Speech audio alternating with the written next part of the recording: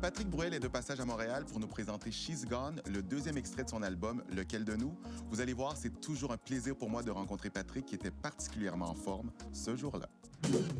Ça faisait un moment que je n'avais pas vu Patrick Bruel. Le temps était donc au comparatif. Ne change pas, tu as toujours la même tête. Hein. Lequel de nous a le plus changé? Moi. Forcément moi. C'est marrant que tu aies eu la même idée. Il n'y a pas à dire, ce jour-là, Patrick et moi étions vraiment sur la même longueur d'onde. J'ai pour mission de ramener le chanteur à son hôtel, mais avant de partir, une question s'impose. Lequel des deux porte le mieux le bonnet? C'est encore lui. Ah oui, c'est vrai. Tu fais dans le rap maintenant. Depuis ton duo avec la fouine. On dirait deux types bourrés qui sortent d'un hôtel.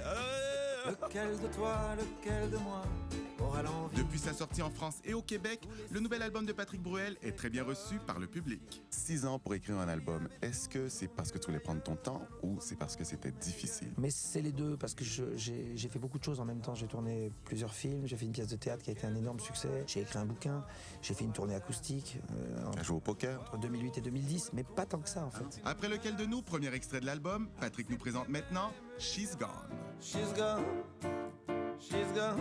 She's Gone, c'est très pop, c'est très Beatles. C'est une fille que je rencontre dans un concert quand j'ai 16 ans et que je revois 18 ans plus tard. Quelque chose se passe, mais on est obligé encore de se séparer. Je la retrouve aux Jeux Olympiques et ça se termine par une banderole au stade avec Come On. Voilà, c'est très sympathique. L'album Lequel de nous est d'autant plus spécial pour Patrick puisque c'est la première fois qu'il le partage avec ses deux fils, Oscar et Léon. C'est la première fois qu'il voit sortir un album, Léon. Oscar avait vu un album sortir, il était tout petit. Et là, Léon, il a entendu parler d'un album pendant 5 ans, puis il le voit. Et puis là, il chante les chansons, ils connaissent tout par cœur. Patrick s'est fait plaisir, il a même été enregistrer une partie de l'album à Londres. En fait, pour l'anecdote, je m'étais dit, tiens, ça serait bien d'aller à Abbey Road. Et Abbey Road n'était pas libre ce jour-là, donc on est allé à Air Studio. Et je me suis dit, c'est dommage, on aurait peut-être pu croiser McCartney. Et je sors de mon studio, et qui je vois entrer dans le hall pour aller enregistrer dans le studio d'à côté? Mr. Paul.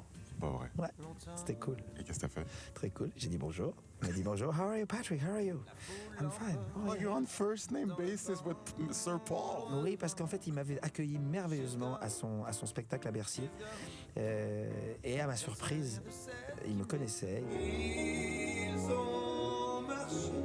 De quoi es-tu le plus fier? D'être allé au bout de ce dont je rêvais, c'est-à-dire un album qui soit suffisamment éclectique pour bien me représenter et à la fois soit cohérent dans sa démarche. Merci beaucoup Patrick et on a très hâte que tu reviennes le chanter sur scène au Québec. Voilà. Herbie, President.